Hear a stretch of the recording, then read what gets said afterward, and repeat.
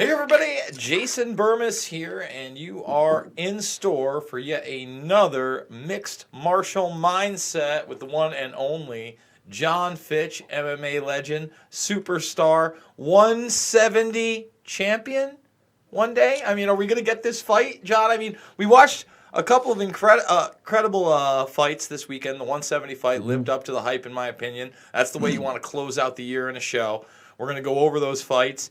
But is there any word on you and Lima in Bellator? No word yet. There's no. It hasn't been a no. So as long as there is not a no, we're still game. Maybe. Hey, dude, So we'll see. listen. There's no way it should be a no. We're gonna go over the entire card. We're gonna go over Covington, and I want to go over something you said before the fights about Covington kind of being a grifter with this persona, and Mm. it is a persona, right? Yeah, Um, 100%. yeah, and we'll There's go nothing. over all that. Before we get to it, I He's no want. more that person than the Iron Sheik is. The Iron Sheik or Mikhail Garbage or whatever. Mikhail It Volkov. was Nikolai Volkov, sir. Nikolai. And Yeah. one of my fondest memories was going to the Madison Square Garden for the very first time for my 10th birthday, front row, to see Nikolai Volkov in a Mm. singles match. It wasn't even because they were the tag team, him and the Yeah. Sheik. Yeah, you Yeah. got two stereotypes together, two enemies Yep. in one. Go America. Yep. All right, so we've got a YouTube channel you probably want to subscribe to right now. That is youtube.com/official John Fitch. That's where you can see John Fitch Knows Nothing. I know you had an interview lined up this weekend. I guess it must have fell through, but you can check out everything John Fitch.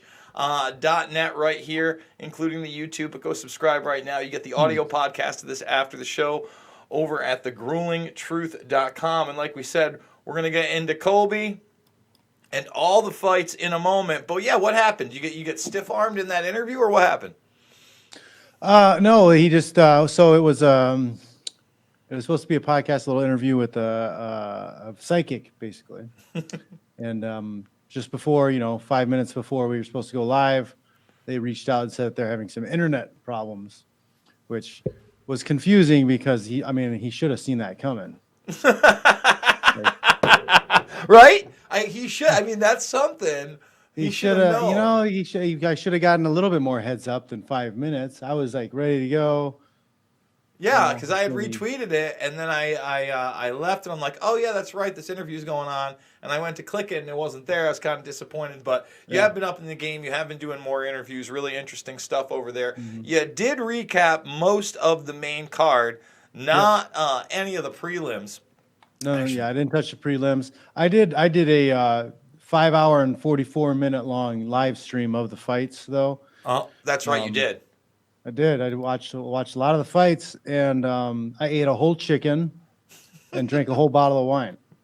Yeah, you know what? I was wondering, because I was tuning in and out of you. I wasn't watching the whole thing because I was trying to catch the thing, and then you were like 30 seconds ahead of me at time. So I was like, I don't want to ruin this.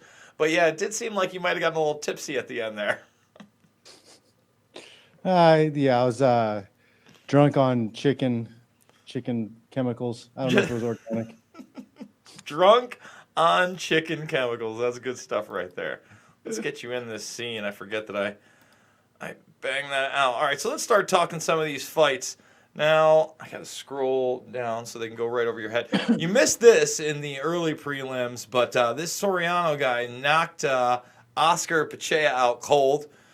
Pretty exciting. I think it was I'm pretty sure it was either, what was it? In the first? Yeah, first round KO.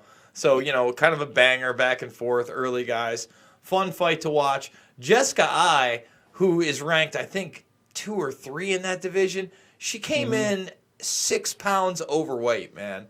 She, That's Well, I have a book coming out this next year. I'm still working on the title, but it's a weight cutting book. I tell everybody what I'm doing, what's going on with the book. I try to keep it light and funny. It's going to be a cheap book, like $5 maybe, something like that. But she can get a copy, and then she should be okay. you think that. You would think that. Then we've got Brandon Moreno versus I forget what his name was, but Francais was the end. It was actually a really competitive bout. It was a banger if you didn't get to see it. Flyweights, man. And Marino, he's a ranked fighter. I think he was ranked 5 going into this. He has exciting fights. Even when he loses, he's really exciting. And then this kid actually made it to the prelims. They showed his fight because they're trying to push him. He was on the Contender Series. It was that lanky Chase Hooper kid. He's 20 years old and the youngest fighter in the UFC. You caught that one, didn't you? They did a replay. Yes. They did do a replay, and yeah, he's going to be really tough when his testicles drop.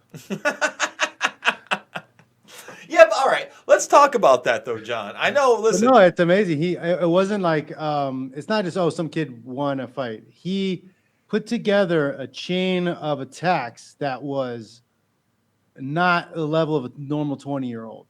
You don't see that level of chain attacks from the majority of fighters today, right? They just jump into the pocket, close their eyes, and throw combinations. It seems like that's what the majority of people do. This guy, he not only went for like subs and control positions, but he had escape routes and he knew how to get and maximize the potential of each situation that he was in. Like it was just very smooth, very crisp, very high level stuff. The guy's got a very bright future ahead of him. I just hope that he doesn't have shitty people around him that just want to fucking make that money off of him quick and it eats him up fast. I hope he keeps even-tempered mindset about the stuff. Take your time. Don't rush into anything. Don't be afraid to say no to fights. You have a lot of power in saying no. Make sure you're healthy. Make sure it's the right matchups. Like don't fuck your career up because you're trying to take off too much too soon, or you're allowing the fucking promoter to lead you. Yeah, they are not looking out for your best interest in any way, shape, or form. Don't get Sage Northcutted. You know, I mean, like Sage Northcutt, there was a promising striker, you know, good-looking kid, probably somebody you could have pushed. You push him way too far. As soon as he lost to Mickey Gall, that fight makes sense, right? You put that fight in there, I get it. But then you put him in there with somebody like Bob Arena. Bob Arena gives every top 15 guy he fights a hell of a time if he doesn't beat them.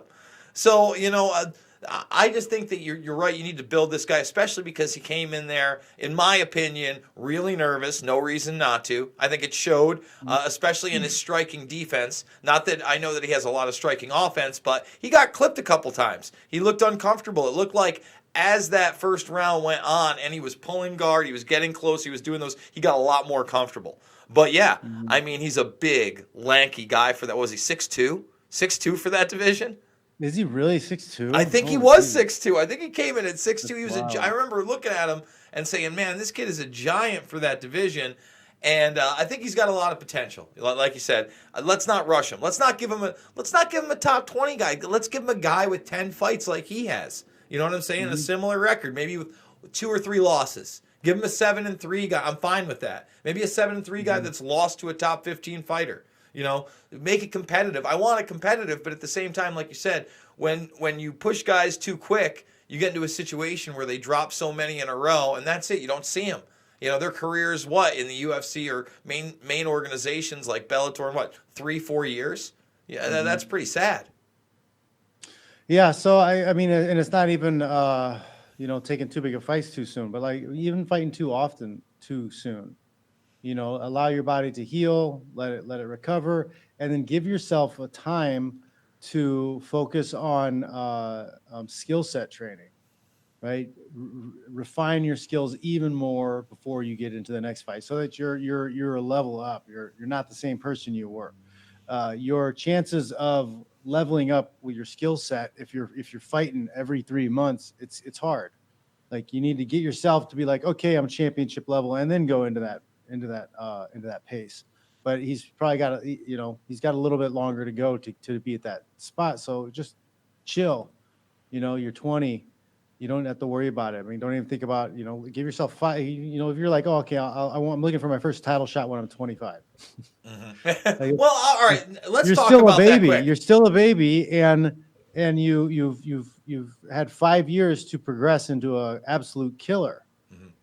Well, all right, let's say this. I think around 24, 25, especially if you've been a pro for 5 or 6 years, is really the prime of a guy's career. I know a lot of people like to say it's like in that 28 to 32 range. And don't get me wrong, somebody like a Corey Anderson, yeah, for sure. But Mm-hmm. I, for one, think John Jones was much more dangerous 7 years ago than he is right now.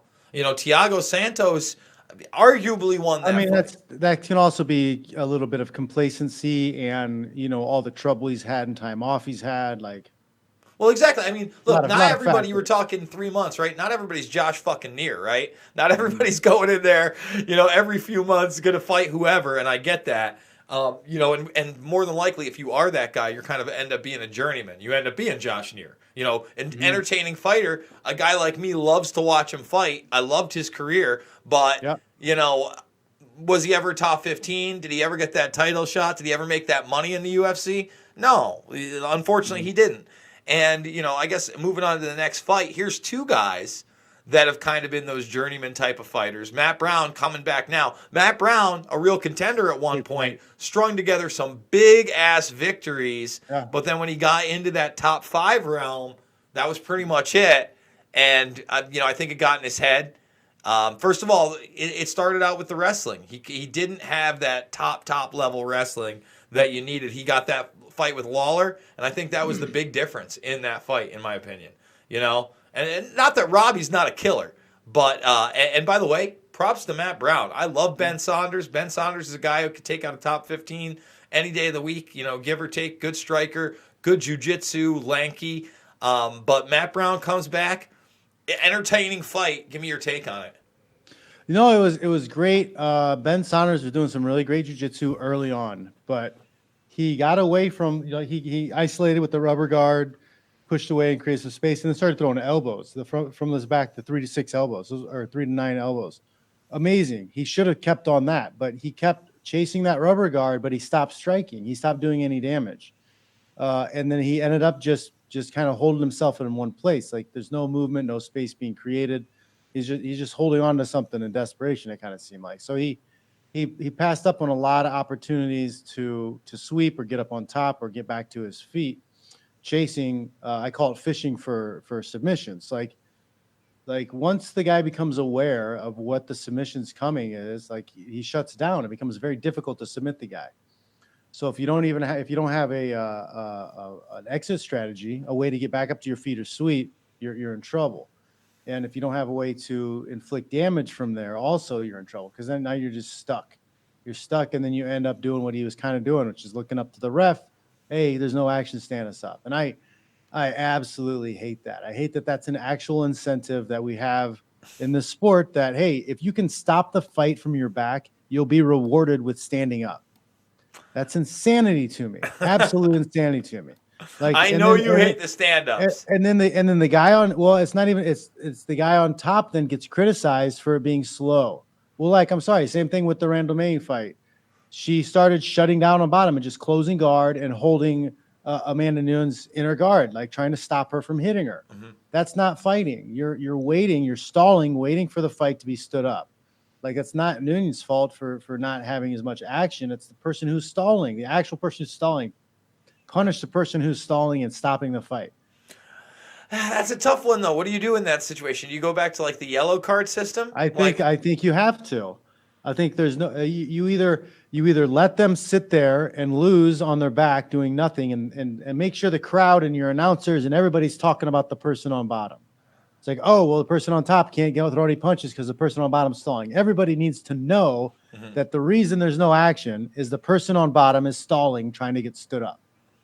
All right. If everybody knows that, it puts more pressure on that person. It takes away incentive, because now it's a free ride, because everybody's like, oh yeah, that person's just a lay and pray. You're like, well, wait a minute. The person on their back is the one that was stopping the action. How are you blaming the person on top? Yeah, but then that kind of almost makes rubber guard or something like that useless. Sure, you're stopping the fight and you're moving on. Like you said, Saunders not really going for the submission, but taking away the offense, then you might get penalized. I don't know. I think it's a slippery slope, Mr. Fitch, but you would know better than me. You've been in a lot more guards than I'll ever be in my That's life. what I say is, like, if you add the yellow cards, you're adding a rule. That's why I think you don't do anything. You don't do the stand-ups, but you make sure everybody knows the reason why this action stopped. It's not the guy on top. Well, listen, we can get into announcing after we go over the card because goddamn, that is tough to listen to. Like when I stopped listening to that a long time ago. Those guys, everybody's just pushing the company envelope. It's talking points. It's no different than political correspondents giving you the same exact freaking talking points. It's the same, 100%. P3 protein, Conor McGregor, cowboy. It's pro wrestling. It's pro wrestling, right? Mean Gene Okerlund's going to say what he was told to say. All right. Again, congrats to Matt Brown. Very cool Awesome fight, Matt Brown. Yeah. And Ben Saunders looked great too. I think he Ben Saunders all right. He should have gotten away from that rubber guard and been a little bit more active. If he would have kept on those elbows, creating space, throwing elbows, that would have been great. He's a guy that trades wins and losses often. They're both tough alum. Ben Saunders, all the way back in 2007, me and my brother looked it up. We were watching that fight. I mean, he's a veteran. I've seen him live a couple times, man. He's always pretty entertaining. Bellator and UFC alum. Mm-hmm. He's a guy who'll take a fight. Middleweight fight. You got Ian Heinisch, who really, boy, what a 3-rounder. Akhmedov took it to him, in my opinion. Like, really exposed Heinisch, hurt him. A lot of heart in Heinisch, but Akhmedov was next level. Mm-hmm. I think there was, they're both a little bit sloppy. Mm-hmm. I feel like they waste a lot of energy because their punches and stuff aren't as tight. Well, I mean, a lot of people came in pretty muscled, John. That's all I'm going to say after those new USADA rules. I mean, I've seen Akhmedov fight before, and don't get me wrong, he's a big dude. But when I saw him come in, when I saw Moraes come in, we'll come in with that. Like, Moraes a big dude. But Moraes looked like it's hammer time. I was like, are those biceps cartoon? Like is this a video game? My God. So, and Aldo notoriously fought in Brazil forever for a reason. Let's not get it twisted. And again, I know diuretics are supposedly illegal in the UFC too, but to make 135 and he looked real good. We'll get there. I'm just saying I truly believe now in this Disney era with this press conference, with the Conor McGregor cover up now a year plus strong. Congratulations, guys. You've really made it into a fucking really dishonest entertainment machine where you can do whatever the fuck you want. You have a fucking wrestling superstar Hollywood actor come in there with a fucking belt and you sell more pay-per-views than you did all year. And by the way, Dana White did this interview with Kevin Iole. Yep. Now, Kevin Iole is trash. Oh, we're going to get into it. He's trash. So, he's a hitman, paid company guy by the UFC, always has been. He is never going to give you a fair shake in an interview. He's always going to side with the UFC and try to shame you. He's like Brian Stetler or whatever. Freaking CNN, dude. 100%. He could be his uncle. They look pretty similar. He's the Brian Stetler of freaking MMA news. We call it news. It's PR. He's Mean Gene. But not less entertaining. Well, the thing was that Iole writes this piece about McGregor's sexual assault on Yahoo News, right? And this is the end of November. He's the only guy doing it. But at the end of the day, he's like, well, he hasn't been charged, and a man deserves to make a living, so the fight should happen. But, they always cover their ass. If it did happen, it's a heinous crime, and he should go to jail. All that bullshit. And I called them out on it. I do this video. Lo and behold, that week, he's fucking sit down with Dana White, 22-minute interview with Kevin Iole. Trying to get ahead of it. Well, then Iole goes, it was hilarious, John. There were so many, if you haven't seen my breakdown of it, you need to. It's that pinned tweet I have, and then I rethreaded that banned thread. We did it live. I did that, I did the live thread on that video saying, this is what they don't want you to know. So Kevin Iole finally says to him, he goes, we've talked about this off camera, Dana. Let's talk about it on. Oh, you mean Kevin fucking Iole and every other MMA fucking journalist has talked to Dana White about the fucking facts that the Irish media has reported that Conor McGregor brutally beat, anally raped, and fucking raped a chick on her period in front of people? You mean that, Kevin? And they all soft blow it. Can you imagine what they've said to this guy in fucking private? I mean, seriously, right? I mean, I'm not in imagination land. So then, confirmation, at least Kevin Iole. They don't say anything. They probably just get told. They get told and they're like, oh, okay, yes, sir. Okay. Well, no, listen. Whatever you say, boss. Whatever you say. Well, listen, they had that conversation. So then he goes, it was like 2.5 minutes of Dana very uncomfortable. Because I only even asked him, like, he's like, well, have you put any investigators on it? Or what? Dana White does not answer the question. Immediately just moves it over. When he brings up the New York Times article, bringing it up, he's like, right before that, he goes, wait, is it out yet? Like, he like asks if all the information that all the Irish press is there, is it out? And he goes, oh, well, the New York Times. He's like, well, yeah, the New York Times, but there's no other stories about Conor McGregor out there. And of course, all those other stories are there. I mean, it was so fucking bad. And then they just move on. It was towards the end of the interview. They're trying to get out ahead of it. The tickets go on sale in 4 days. You know what I mean? They put up that shitty fucking promo during the show. I knew we were going to have to watch it. It was terrible. It made me sick. Guys, hammer it home. I want to just say this now. Hammer it the fuck home. It's pinned. It's right here. The thread is still not shadow banned. Everything is there. Again, high-level police source. At the end of the day, there is no doubt this young lady suffered a horrendous ordeal. The examinations and all of the evidence shows that she was raped and very badly assaulted in that penthouse suite.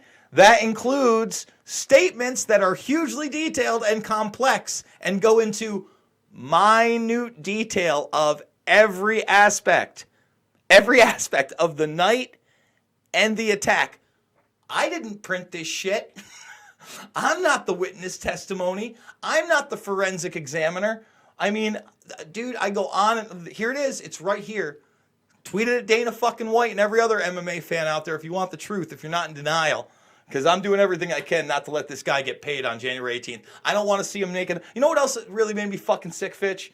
While they're having the interview and they're talking about McGregor before they get to the rape stuff, they're like, #1 combat sports pay-per-view of all time, Fitch, is that fucking Floyd Mayweather bullshit. #1. You think they brought that up when they were negotiating with fucking ESPN and Disney to sell those deals? Numero uno. #1.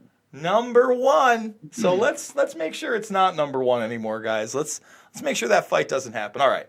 Let's get back into it to the next banger. Because again, as much as I want to criticize that, good job, UFC. UFC 245 matchmaker, good job. This was a women's fight with high-level striking, and it was a really fun fight to watch. They both made weight. Aldana and Vieira, give us your thoughts. Fight. This is a great fight. Yeah, I mean, honestly, I'm not used to seeing as high a skill set from a lot of the girls. They were really tough. I was saying Aldana has a little bit of a herky-jerky type of style with the head movement that I kind of think of Keith Jardine. Thinking back, right? I love Jardine. I love Jardine. Kind of a hard thing to like pick up a pace and time and hit because it's a little bit off. She wasn't as jerky as Jardine. She was a little smoother than Jardine, but it kind of reminded me of it a little bit. Man. And she's got super long arms, and like when you fight somebody with that length, like the angles that they can land those punches at are kind of weird, and you don't really see some of them coming. The timing's off because like you think you're slipping out of the way, and by the time it gets there, you're getting hit by it. But yeah, it was a good fight all the way through. I had was it Vieira? I had her winning up until the knockout. I had her slightly ahead. Yeah, no, she was nasty. Listen, man, she was bulldozing forward. She got clipped with that one. What was it? An overhand? And then she got followed up on the ground when she hit. Was it an overhand or a hook? No, she caught her with the hook. Yeah. Man, it was kind of came forward and dropped the right and the hook. It was a perfectly placed hook, pow, right in the kisser. And talking about perfect, right? Can't say much about this 170 performance. Jeff Neal's going to be problems with guys, man. I've seen his wrestling. It's pretty top level. Mike Perry's got a good chin. He usually bangs with people. This one went down in 90 seconds. Could be part of the problem. Well, Could be. Like Could chins be. don't last forever, man. Just because you banged out a lot of fights, there's a good chance your next fight you're not gonna get a bang as much. Well, I'll tell you what. What do you think? Who does Jeff Neal get next? You give him a top 10 guy, right? Who do you give him in the top 10 in the UFC? Probably. I'm not all that familiar with everybody in the top 10, other than I'm pretty sure I can beat them. Somebody posted the top 15 the other day, and I'd mentioned that I'm an old fart and I could still beat all those guys. Well, you know what, John? We do it live here sometimes. So top 15 UFC welterweight. I'm sure Cowboys rank somewhere in there. I'm sure these in the deal. Let's see. Everybody got to see that I spelled welterweight wrong. That's me. All right. So here's all the rankings. Where are we at? Those are. Why would you have pound for pound right there? Get that garbage out of here. I don't need to see that right now. All right, so at the bottom, Neil if you haven't Magny. had 20 fights, you don't belong on a pound for pound list. Yeah, Jeff Neal's already at 14. Magny doesn't make sense. Luke's tough doesn't make sense. Gilbert Burns, I almost think that's a gift putting him at 12. Lawler, that's a fight you can sell. Boy, I don't know if Robbie Lawler should take that fight. Like, that's Robbie, how many bangers you want to do before it's all over, bro? Well, they might put him with Lawler because he's been fighting a long time. He might make too much money. They might want to get rid of him. And you know what? It's the tail end of his career. Yep. It's a payday. They get to build a name off of Neal. Lawler's a big name, and it could be a big fight. Like, Lawler's not laying down for anybody. To me, Pettis, you can also sell. That makes more sense to me. Even though Pettis lost his last fight to Diaz, I believe it was, right? Did he have another one after that? Not that I can recall. Yeah, How many fights has he had at 170? What's that? I think Diaz was either his second or third fight at 170. Mm-hmm. He had an impressive first fight at 170. I forget who he took, but he took a legit guy. He should be ranked. I'm down with that. Nate Diaz isn't fighting anybody for less than $1 million, so I'm sorry, Jeff. You're not getting that fight. Stephen Thompson won his last fight. That's the fight I like. I like either Ponzinibbio or Thompson for this guy. He says he wants 2 or 3 more fights, which I think is right before he goes to the top level. I think that Stephen Thompson is a good one because he's probably tailing off on his career, has not fought as many wars as Robbie Lawler, and his striking style is something that could maybe give him problems. I don't know. What are your thoughts on that fight? No, I think those could be good fights. I haven't seen Ponzinibbio fight. So I can't make a judgment on that. But yeah, Wonder Boy, that'd be fun. Lawler, yeah.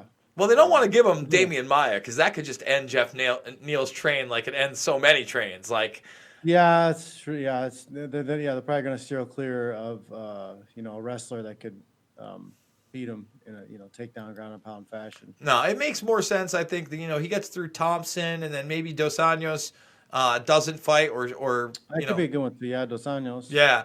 Well, again, if he wants 2 or 3, Stephen Thompson, Dos Anjos, champion, that makes sense to me, UFC. I mean, I'm no Joe Silva, I guess, but you're way too tall. You're like at least twice as tall as him. Am I really? Because I get hassled about my height all the time, John. He's like 4'1" with the 4-inch lifts. All right, and into the main card, which was juicy. It was fun. It was good. You had, let's see, you had Faber versus Jan. Jan's a serious dude. He looked really good. He came in, I think it was almost 4-1. But hey, Faber looked. I'm not shitting on him. He looked good, yeah. I don't. As far as performance goes, I think he looked good. I think he looked a little bit tentative. He was running in a little bit, but it's kind of his style a little bit. Mm-hmm. But I would like to see him like try to clinch up, try to get in on the leg, try to because he's got a powerful stand-up fighter like Jan, like get him tired. What? It's not does even Faber about the retire takedown. after It's not this? even about being on top. It's about making him pummel, making him work, making him fight, and blowing his arms up. So it's harder for him to be as quick and fast with a lot of those punches. Power is going to still be there, but like you can get him to cut back on the volume by clinching him up a little bit.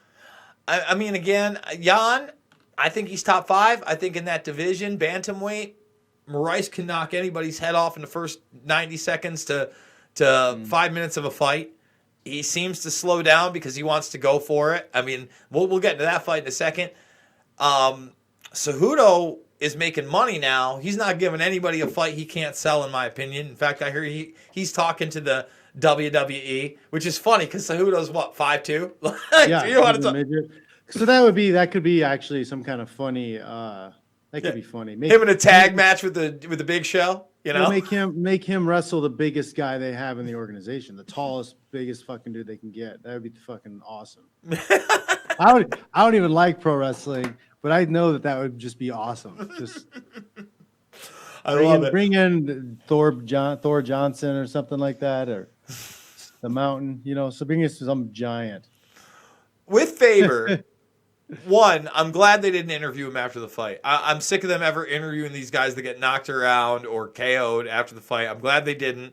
Does he fight again in the UFC? I mean, you'd think he would because, again, this is a top 5 guy. He looked pretty good against him. There were moments where you could have said it looked like he could have won.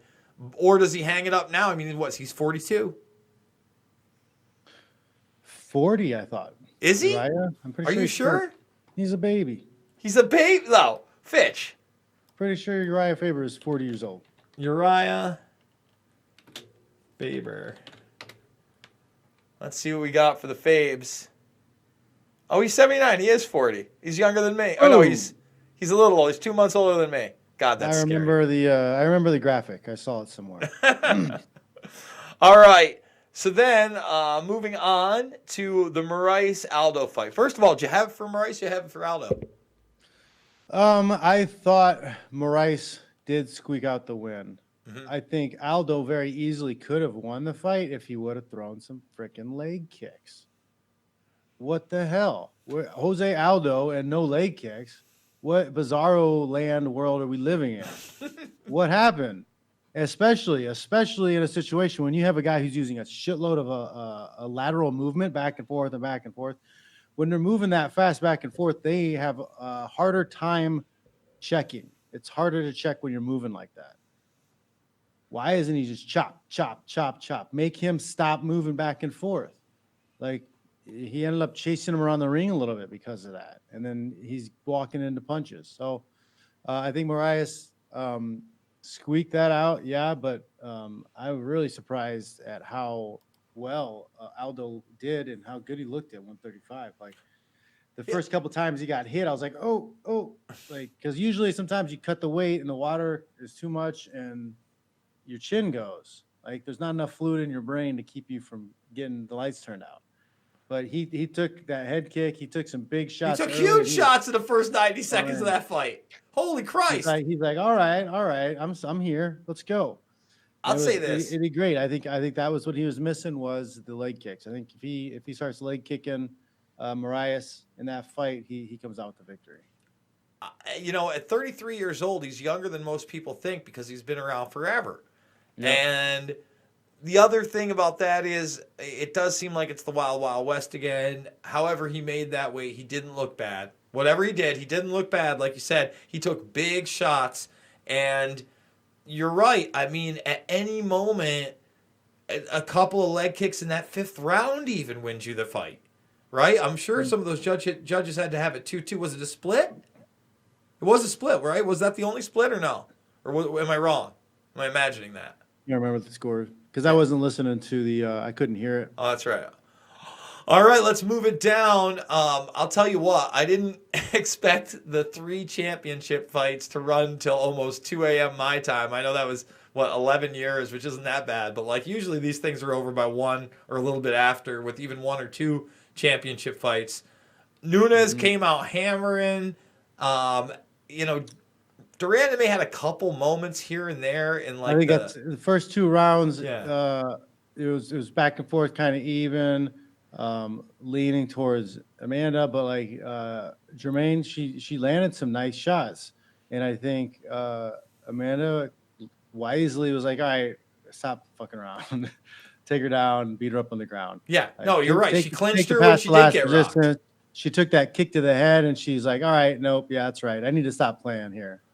Well, even when she was trying to get inside and had Nunes against the fence, trying to get those knees in there, both of them had their moments where their fingers were in the fence, fighting a little bit dirty, in my opinion. Girls fight dirty. I don't think that either of them really expected to go 5 and had the cardio to give the full 5. They both really, to me, faded in the 4th and 5th rounds.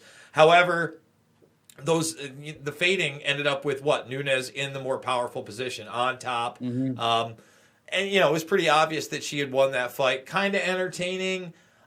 I think that it's tough, man. The big fight for me was that knockout for the women tonight.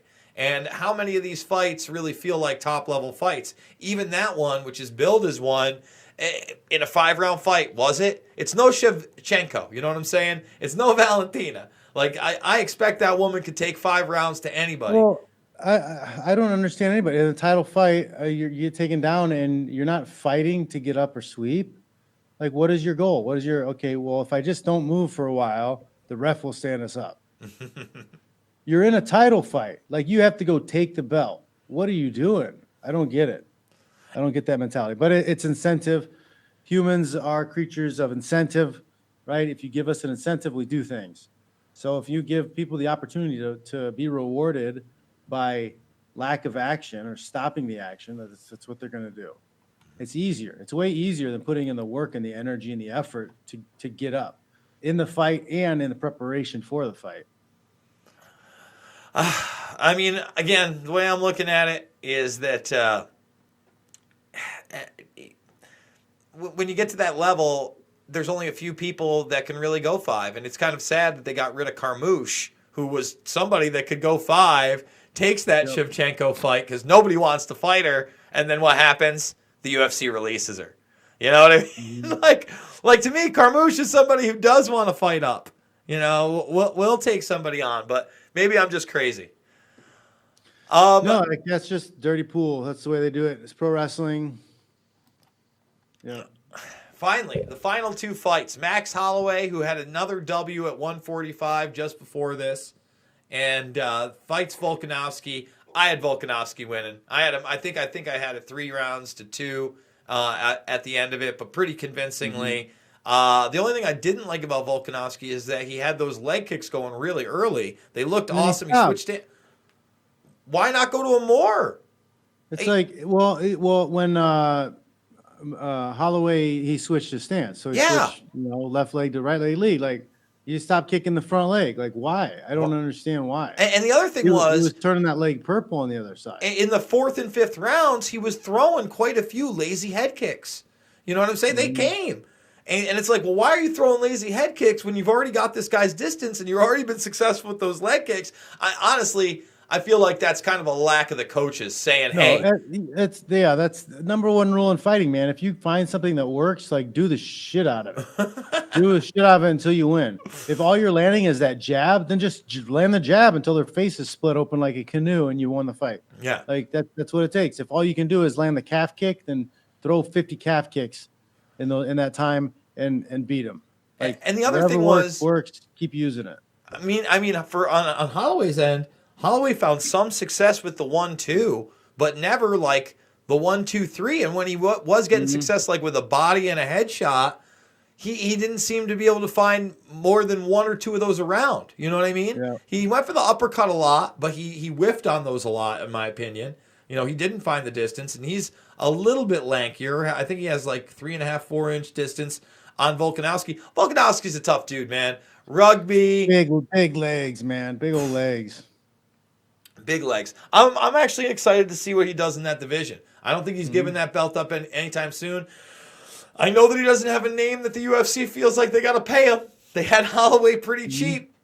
See, that may be the next strategy that UFC starts doing, is they start putting in guys as champion who don't really sell, and they can use that against them as, we're not going to pay you. We're not going to give you pay-per-view. We're not going to feature you. Because they're already getting the guaranteed money from the ESPN deals and everything else. So they don't need viewership from a name fighting with a title.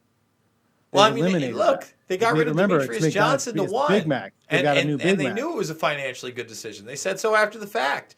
They made a better financial decision for their company, getting rid of arguably the pound-for-pound best champion they've ever had, Demetrius Johnson, a man who did a a strike jumping armbar in one of the greatest highlights, but they can't sell him.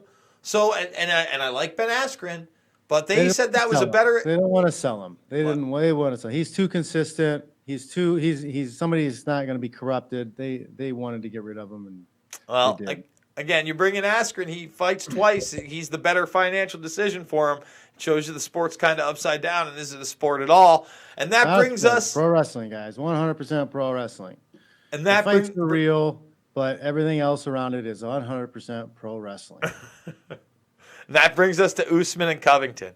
Now, before we even get into the fight, and by the way, again, people should realize how good this UFC card was, that we didn't talk about any other fights. We're 40 minutes deep. We could easily tune in on this one for the next 15, 20. I mean, UFC, put more cards like this one together, man. And then maybe you'll have less people bitching about the fact that you have it on ESPN fucking Plus and the prelims are on ESPN 2. So if you don't have a cable package and you still pay you fucking $65 for this stupid fucking thing, I can't watch 6 of the fucking fights? Like, are you out of your fucking mind, UFC? Like, what the fuck, man? Excuse me. Like, seriously, you want 65 fucking dollars, but I gotta have ESPN 2 on top of it to enjoy Matt Brown, Ben Saunders. Right there. Right fucking there. That's incredible to me. And that's what, if anything killed boxing, it didn't kill it, but made it take a dip for a short period of time, it's the paywalls. 100%. It's the paywalls. Putting everything on pay-per-view instead of letting the big fights be accessible free on NBC Sports like they used to be. Paywalls. Paywalls kill things. Oh, they're trying to kill it. So, before we get there, I want to point out to everybody that, where is it, the Covington thing? I know, here it is. So right before the fight, pros react after Colby Covington admits that his UFC personality is an act. And let me just read this for people. All right? I've never told this story before, but 3 fights ago, before I fought the number 2 guy in the world, this guy named Damian Maia in Brazil, they had told my manager, Dan Lambert, that they weren't going to re-sign me. They didn't like my style. They didn't like that I wasn't entertaining. This is before I really started to become an entertainer and really understand the entertainment aspect of the business. Before this fight, they told me no matter what happens, I was ranked number 6 in the world. We're not re-signing you. We don't like your character. We don't like your fighting style. And I'm getting paid $30,000 to fight the number 2 guy in the world. After you pay taxes and pay your coaches, you're really going to get $5,000 or $10,000, Covington continued. Mm-hmm. All true. And again, he was a top level guy. I liked the guy before because I actually like fights. But yeah, they were totally screwing him. They wanted him to get beat by Maia badly. And believe me, they don't love Maia. They don't want to give him too many title opportunities. Nope. But they use him as a gatekeeper. You know, they do. So I go out there and I beat him up and I leave him in a pool of blood in Sao Paulo in his home city. I shoot this promo on the Brazilians and say, you guys are a bunch of filthy animals, and Brazil, you're a dump. So I go and shoot this promo, and I wasn't supposed to have my job, but that promo goes viral on the internet. That the UFC's like, we have to keep him. We have to re-sign him because the promo is so big. So that's what saved my career, and that was the turning point in my career. The rest is history. And that's when he adopts the MAGA persona in the next fight. And yeah, he's just grifting because he had to. Like, he had to for job security. See, you call that a grift, but like, here's the thing. He tried to sell himself, and it's not like he's a fighter at heart, right? At the end of the day, he's a fighter. And if you want to fight, you're going to do just about anything to do it. Now, to me, a grifter is somebody like, I don't know, Alex Jones, who says that Jesus told him to fucking destroy Joe Rogan, or that he talked to Q.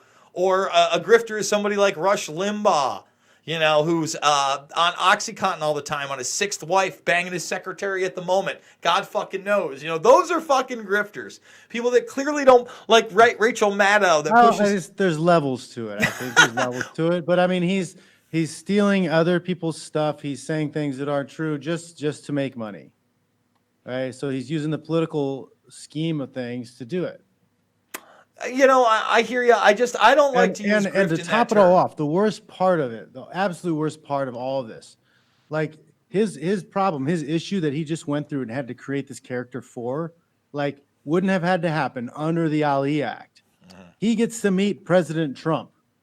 You think he fucking said, hey, support our bill, support the Ali Act, so I don't have to act like this asshole anymore, so I can be an actual person and let my winning and losing dictate where I go and what I do rather than these freaking slave drivers? You make a great point, John Fitch. It's unbelievable. It's like what I would have given to have 5 minutes with Donald Trump. Like, yo, bro, you realize that you had your guy like shelf the vote on our subcommittee hearing? Like, we need this. Like, fighters need this. We need free agency. We need to be like every other pro sport. We're being exploited. Please help us. We need you to help us. This is not American. This is a communist structure the UFC runs. We need help. Please help us. Chairman Dana, he's there. But Chairman Dana's just a puppet. Just like Chairman Mao was just a puppet of the Rockefeller Kissinger machine guys. It was the mafia-owned Fertitas. Now it's that's the real mob. It's Disney. Now it's the real mob. Yeah, Disney and WME. Yeah. The guys who covered up for Harvey Weinstein. Mm-hmm. Oh, well, we haven't talked about. Well, let's talk about this fight, and then we can talk about how, I told you, dude, he walked, and you know what? He didn't pay a fucking dime out of his pocket. Yep. Not a dime. He might have made money, bro. Like the insurance probably paid it off. Yeah, unreal. All right, so Usman Covington, what a fight! What a fight! I think that the wrestling. I mean, my opinion, for a title fight at 170, meh. These are the best two guys you got. Meh. That's my comment on it. John Fitch shooting on both these guys. What do you guys think? Let's cut this up and throw it all over. But like, that's more of a knock at the UFC. You're like, there's your Big Macs. All right, that's Big Mac. That was a Big Mac championship right there. All right, so the fight itself, I have Covington in the first two. I had him in the first half of the third round until he started getting tuned up in the last 2 minutes, especially the last 30 seconds.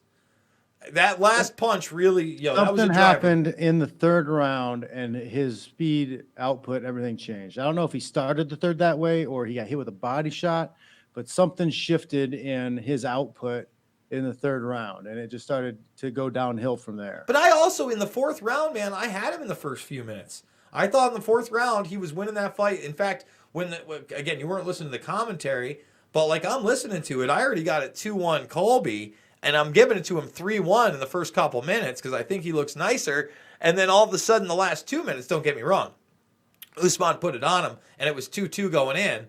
And then I'm like, even if you do give Colby 3-1 and he survives, it's a 10-8 round, and then it looked like a 10-7 round, and then, Goddard called it. I think it was the right move. I mean, it's a championship fight, though. It's tough. I see both arguments. Like, he probably would have lost anyways if you let it go. Yeah, but do you let Overeem, take another shot with fucking 3 seconds left after losing his lip? Well, I mean, that's a lip. That's a big giant cut. That's different. That's different than like, he got dropped, but he's still in on a single leg. He's still fighting back. He's still defending himself. He's still moving. I'll say this. Like it reminded me a little bit of Frankie Edgar Maynard fights 2 and 3. But those, when Frankie was on the wheels and grabbing at the ankles and things like that, that was in the first round. It wasn't in the fifth. And I want to say, I'm not sure, it also kind of reminded me of Mir versus Nogueira, where Mir ends up fucking one of my favorite fights ever, ends up breaking Nogueira's arm after almost getting clean knocked out, and his head is like literally in his ankle, shooting on an ankle. But again, it wasn't the fifth round. I want to say that happened either in the first or second round. So, I don't know. I didn't hate that stoppage. I understand Colby Covington hating it. He wanted to go out cold. He already had thought he broke his jaw in the third. I guess we later found out he didn't. I think it was an exciting fight. I think you can sell a rematch on that as well. Exciting fight. It's fun to watch. But yeah, that's what I'm mad on the. Does Lima beat both those guys? What's that? Does Lima beat both those guys? Yeah. Well, I know because I think they wrestle him. You do. That's a good point. Yeah. I think they that was the other thing about this fight. It's like they're not a single shot. Mm-hmm. Like what were these guys told in the back? Seriously, John like Fitch. not even a single fight. Like I'm not saying there was direct, hey guys, keep it standing, but there's like incentives talked about. Like they see guys get bonuses, they see guys get, like you really like that wasn't a normal fight for them. What fight have they fought where they never tried to clinch or take a shot? It's weird. It's weird. I don't know. Just my opinion. They call me the conspiracy theorist, guys, but I don't know. John Fitch with the Yeah. conspiracies behind the scenes. I got my Folks. tinfoil conspiracy hat for Christmas. Put that on.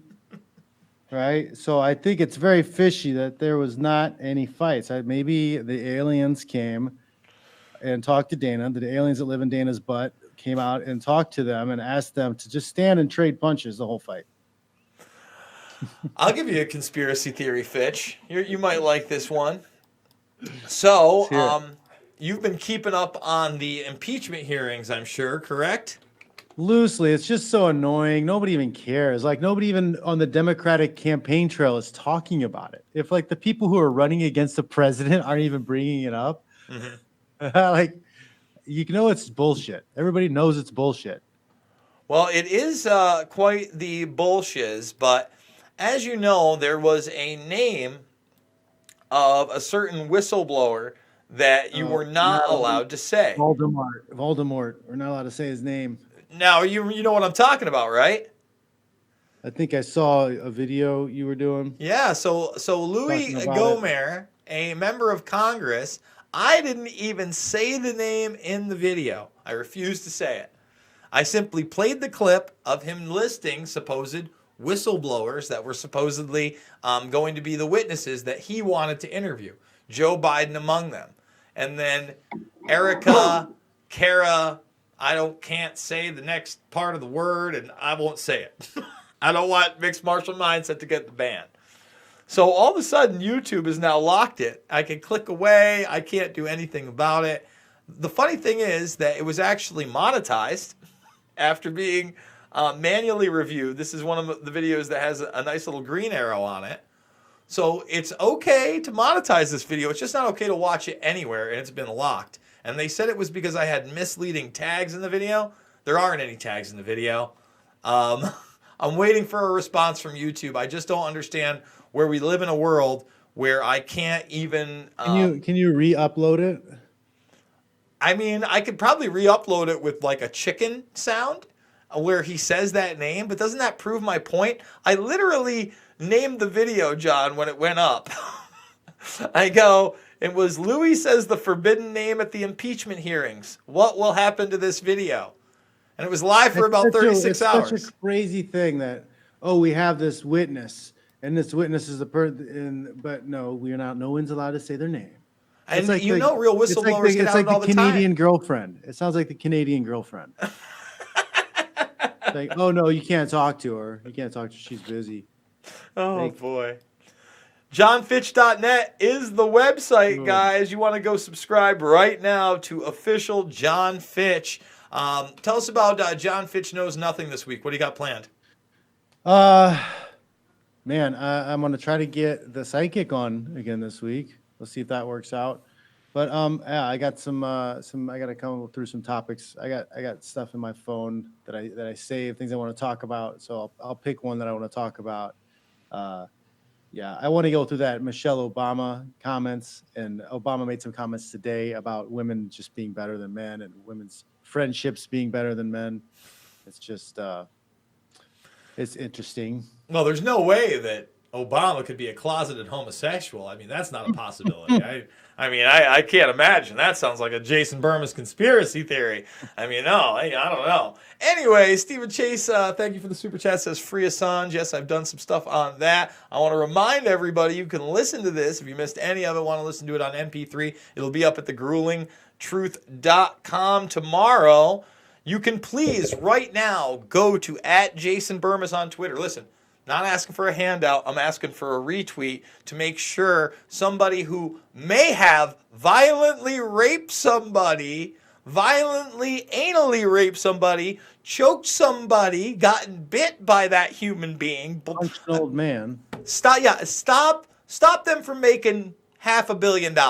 Or stop them from making 10 million, 50 million, We whatever need it to is. rebrand his whiskey. Instead of calling it Proper 12, we'll call it rape juice. I mean, John, don't you know what the new terms of service say on YouTube? You could be harassing somebody. Uh-oh. Listen, again, I think that, you know what? We should have a competition, John. We should start taping ourselves, punching old men in bars in the face randomly, and see how much it costs I think us. that might get me the fight with Lima, maybe. If I rape somebody and punch an old man at the bar, you think they'll let me fight Lima for the title? I think, in Ireland. Yeah. So go give this a retweet, please. What a Tweet it at world. Dana, tweet it at Connor. Let them know that you know that we're not going to stand for this. There's no January 18th fight. Remember, they're going to try to put tickets on sale on the 20th.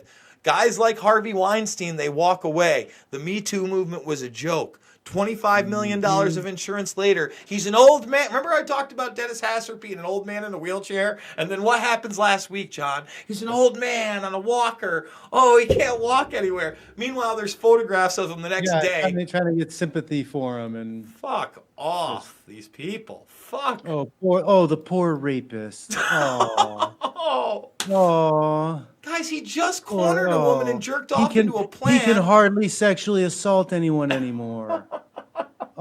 Oh. What do you mean you can't rape a woman in Dublin? It's an Irish handshake, for Christ's sake. Oh, that's what we do here. We call it the Connor. Anyway, if you want to financially support me, I've got the GoFundMe, $5, $10, $15. It means the world to me. We do this once a week right here. This is now, I think this is wrapping up month 3. I think we got like 12 whole episodes. This might be the 12th one. That's good, man. And I guess next week will be the Christmas episode, John. So make sure to wear a Santa hat and maybe something ugly. I'll make sure to do the same. I'll be here with balls on. Or bells? Sorry. Here with bells on. The Usman era, not according to John Fitch. It's the Big Mac era. But this is what they've built. Okay. Big Mac era. All right, guys. Later on. Big Mac era.